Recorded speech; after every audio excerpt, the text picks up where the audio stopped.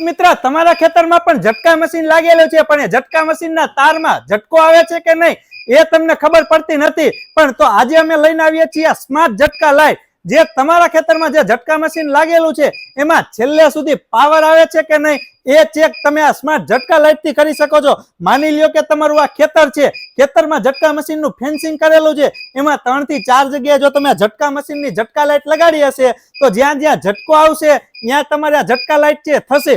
અને જેવું માનો કે ઝટકા મશીન બંધ હશે, ઝટકા મશીન નો પાવર બંધ થશે એટલે લાઈટ બંધ થશે, ઝટકા ચાલુ થશે તો જ આ લાઈટ થશે. એટલે તમારે જ્યાં તારમાં ઝટકો આવતો હશે તો આ લાઈટ થશે. અને આ પોતાના પાવર થી ચાલશે, એટલે કે આમાં સોલાર પેનલ આવી જશે અને લિથિયમ ની બેટરી આવી જશે, એટલે ઝટકા મશીન ના પાવર થી પણ ચાલશે નહીં.